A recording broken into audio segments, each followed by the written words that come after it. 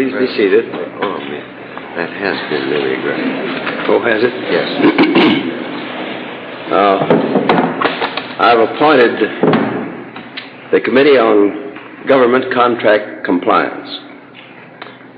Dwight Palmer as chairman, James B. Casey, Dowell Davis, Irving Engel. Mr. President, would you give us a spelling of the third name? Dowell? Dowdal, H. Davis, Irving Engel, Oliver Hill, and George Meany. And this has been mimeographed, and you have a copy of it. That second name, so was Jim Carey. Oh, I left Carey out. He's Secretary-Treasurer, James B. Carey. But you'll have a copy of this, so there won't be any errors in it. What's on your mind, Tony? Mr. President, I was just wondering if you are aware now of General Eisenhower's availability. Well, Tony, I read 5 or 6 papers every morning, and I am. Mr. President, can you say whether that availability has made any change in your mind? No. You can't say, or it hasn't? It hasn't. Mr. President, could you tell us, sir, what the significance is of your request to Mr. McKinney and through him to Senator Humphrey that your name not be entered in the Minnesota preferential primary? Well, the same situation as it has always prevailed. I'm not ready to make any announcements. Well, your failure, your request that it not be entered does not necessarily mean that you have decided not to seek. It doesn't preclude me from anything. Doesn't. Mr. President, last week when the Attorney General left your cabinet meeting, he said that he anticipated no change in his status. Care to comment on that? He's correct. There will be no change. Mr. President, a few months ago, I believe, you told us that your favorite candidate for the Republican nomination was Senator Taft. Have you changed your... No, I haven't. Mr. President, I take it that this contract compliance commission is different from any cleanup commission that you might appoint in government. Well, this is strictly a contract compliance commission. Yes. Congressman Pope Texas has suggested that it might be nice to name a commission for cleanup within government of Jim Farley, Judge Patterson, and Sue Simon. Would you give any thought to those three men? They're fine gentlemen. The Attorney General will carry out the job that's necessary. Now, Mr. President, would you tell us why you think Mr. Taft would be the easiest for the Democrats to beat? Well, May, if you can't figure it out, there's no use my trying to explain it. Why would I have no comment. A wonderful man.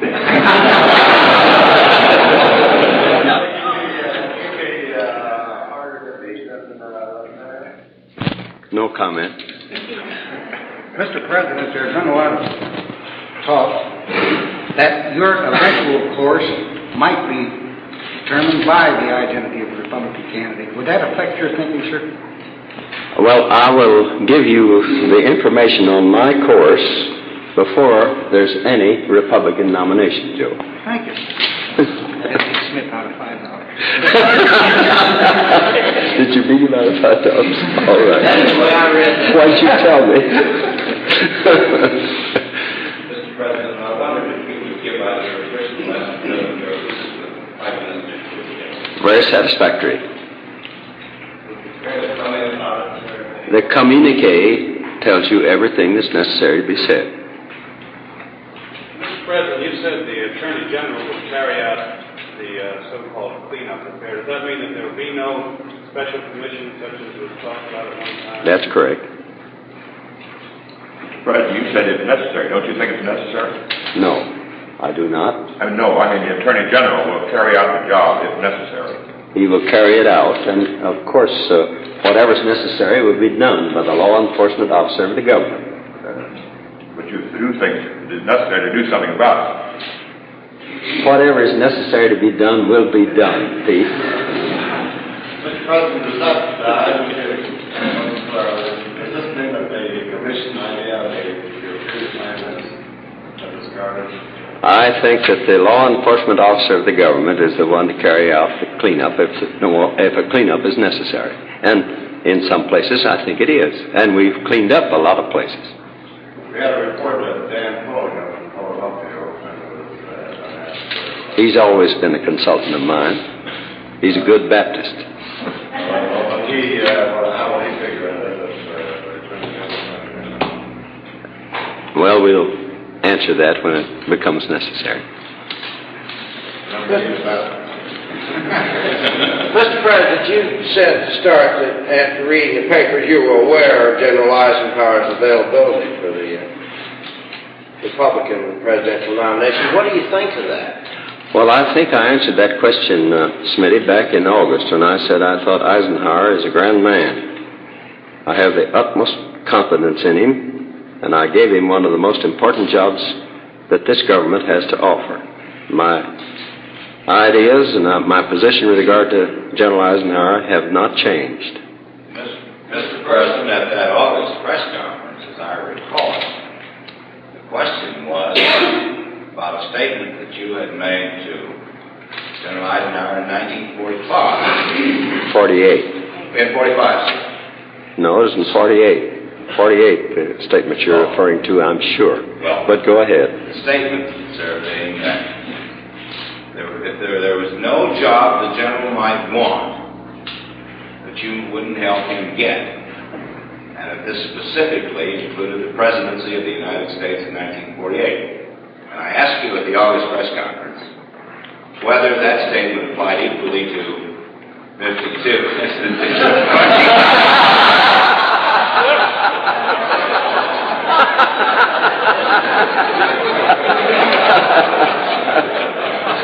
Well, here's a transcript of that. Press conference, and you're entitled to read it. And it still stands. The statement still stands. Yeah. Now, what stands? Read it. All you have to do is to read it. We don't have to. Well, we let you read it, Tony.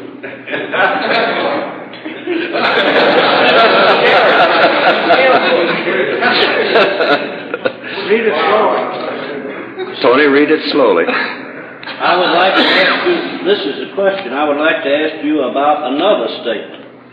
In the General's book, Crusade in Europe, he quotes you as having told him, when you were in Europe one time, that there was no position he wanted that you wouldn't help him get, and that specifically included the presidency in 1948. I would like to know if that applies to 1952 as well as 1948.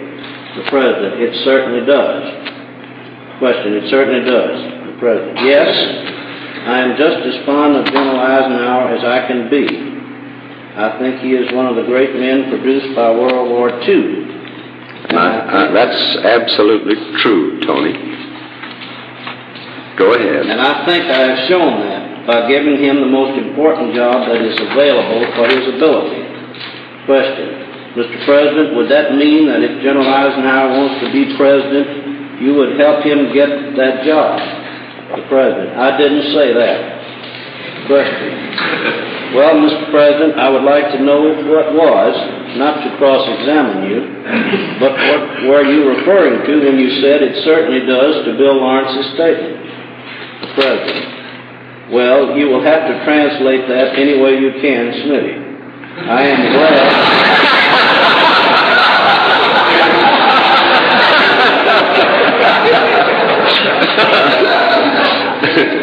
I am glad, as I say, I am very fond of General Eisenhower. I don't think he is a candidate for president on the Democratic ticket. And he said that just the other day. And I couldn't very well help him to be a candidate on the Republican ticket, because I don't think that would do him any good. Anyway, I have another candidate on the Republican ticket. Question, would that be Senator Taft, sir? it would be. There's your answer. I'll have to congratulate you for giving McCarroll the microphone and getting him back again. Well, Tony's always telling me to go slowly, and I just wanted him to try his own hand at the thing. Get a chance to make it even done. Do you have any understanding with General Eisenhower about how long he will continue in his present assignment? Yes, I have.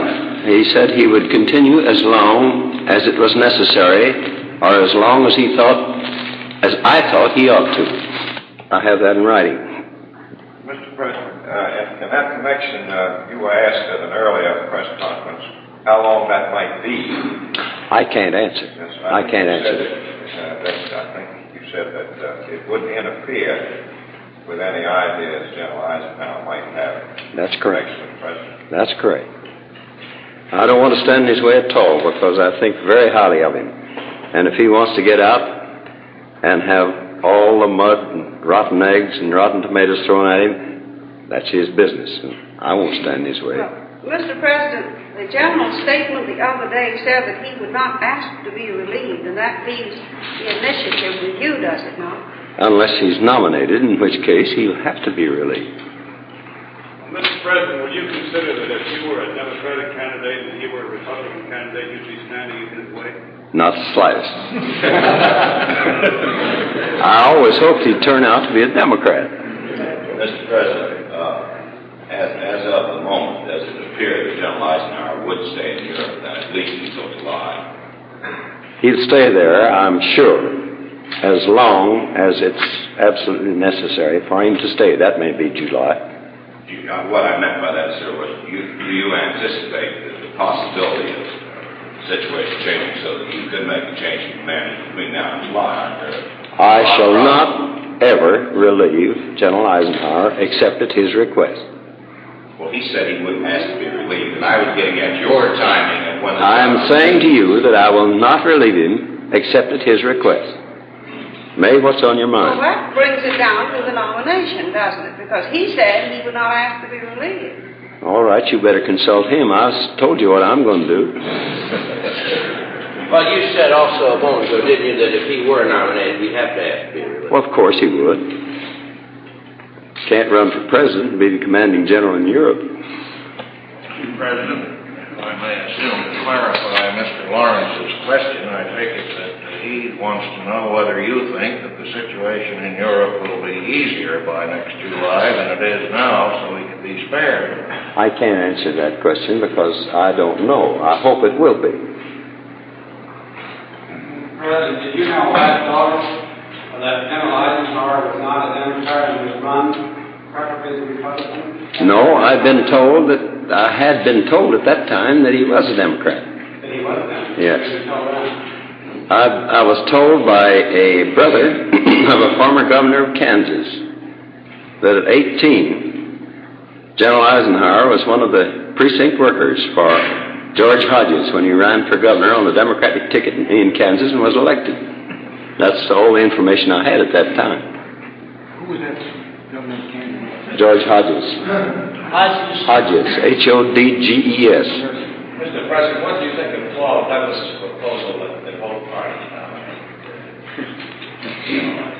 Well, I've always been against a one-party system.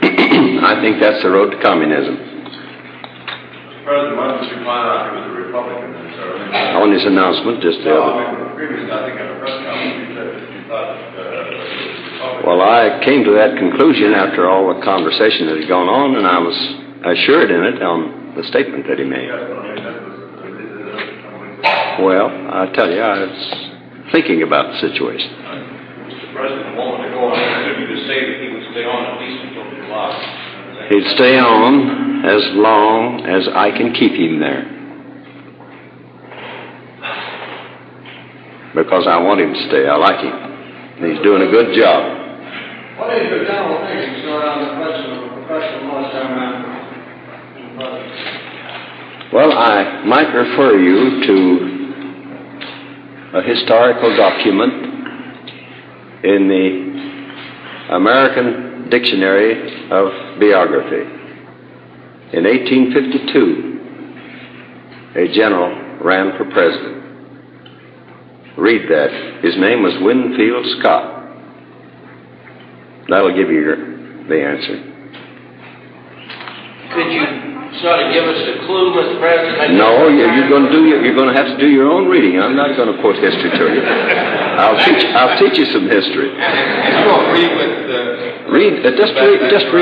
Just read the biography of General Scott, and then you might read also the biography of the fellow that beat him, whose name was Franklin Pierce. He was a brigadier general in Scott's army, and it's most interesting. Read them both and do you good. Mr. President, do you mean that if the next president cannot be a Democrat, you think that Eisenhower would make the best president for the country among the Republicans? I didn't say that. I don't think the country would be good under any Republican.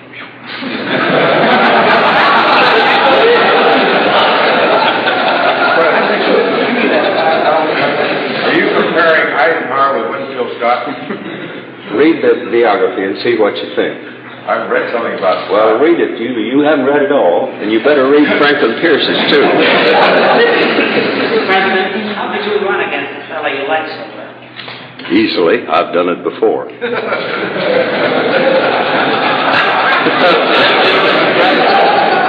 That I'll answer at a later date. Mr. President, you said that you would answer that before the Republican convention. That's Your correct. decision. Will Mrs. Truman be happy with your decision? You ask her. I don't speak for her. I call her the boss. Mr. President, when are you going to get back on your train? Well, whenever the Democratic convention is over, I shall go out and try to elect the Democratic candidate, whoever he may be. Do you anticipate it before the convention? No.